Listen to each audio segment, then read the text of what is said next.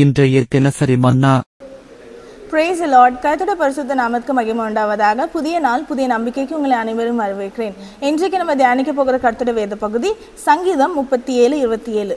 தீமையை விட்டு விலகி நன்மை செய், என்றென்றைக்கும் நிலைத்திருப்பாய். இந்த வசனத்தில் வந்து ரெண்டு காரியத்தை பற்றி இந்த வசனத்தில் குறிப்பிடப்பட்டிருக்குது. ஒன்று என்னென்னா தீமை விட்டு விலகிறது, ரெண்டாவது என்னென்னா நன்மை செய்கிறது. நம்ம வாழ்க்கையில் எப்போவுமே நமக்கு ரெண்டு காரியங்கள் நமக்கு முன்பாக வரும். எப்போவுமே ஏசப்பா என்னென்னா நமக்கு நன்மை செய்யும்படி வழிவாசலை திறந்துருவாங்க. எஸ் நீங்கள் நன்மை செய்யுங்க, இந்த காரியத்தில் நீங்கள் பிதாவை மகிமைப்படுத்துறதுக்காக நற்கிரியைகளை நீங்கள் செய்யுங்க, நன்மைகளை செய்யுங்க அப்படின்னு சொல்லிட்டு ஏசப்பா நம்ம கைகளை பலப்படுத்துவாங்க, ஏசப்பா நம்ம மனசை பலப்படுத்துவாங்க நம்ம நன்மை செய்யும்படிக்கு.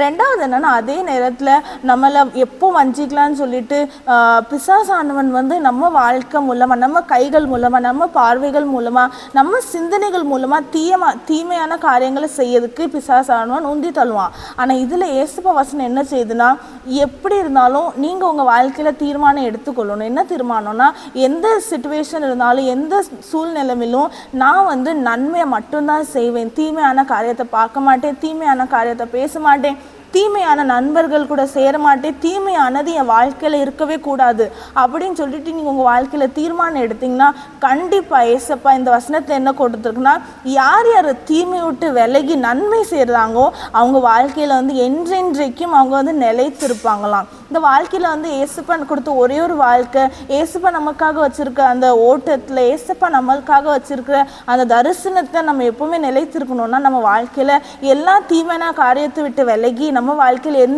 எல்லா செக்டர்லையும் நம்ம நன்மை செய்ய நம்ம ஏசப்பாக்குள்ளே தீர்மானம் எடுத்தோம்னா நம்மளுக்கு ஏசப்பா வச்ச சித்தத்தில் தீர்மானத்தில் எப்போவுமே நிலைத்திருக்கலாம். அதனால் இந்த வசனத்துக்கு உங்களை ஒப்பு கொடுங்க. ஒவ்வொரு நாளும் நீங்கள் பாருங்கள், எந்தெந்த தீமையான காரியத்தை என் வாழ்க்கையில் விட்டு விளக்கலான்னு நீங்கள் டிசிஷன் எடுத்து அதை விலக்கி வைங்க.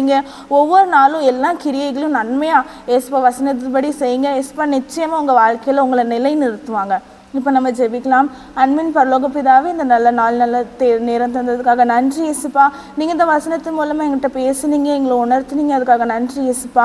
எங்கள் வாழ்க்கையில் எல்லா பகுதியிலையும் ஏசப்பா எல்லா தீமையான காரியங்களும் எங்களை விட்டு விலக்கி, எல்லா தீமையான கிரியைகளும் எங்கள் வாழ்க்கையில் விட்டு விலக்கி, எல்லா தீமையான உமக்கு விரோதமான காரியங்களை என் வாழ்க்கையை விட்டு விலக்கி ஏசப்பா நன்மையானதை தொடர்ந்து செஞ்சு என் வாழ்க்கையில் ஏசப்பா எங்கள் வாழ்க்கையில் நாங்கள் நிலைத்திருக்க கிருபை பாராட்டுங்க. இந்த வசனத்தை கேட்கொண்ட ஒவ்வொருத்தரையும் இந்த வசனத்தின் மூலமாக நீங்கள் பேசி அவங்க வாழ்க்கையில் நன்மை செய்து அவங்க வாழ்க்கையில் நிலைத்திருக்க நீங்கள் கிருபை பாராட்டுங்க. இயேசுவின் நாமத்தில் ஜெபிக்கிறோம் பிதாவே, ஆமென்.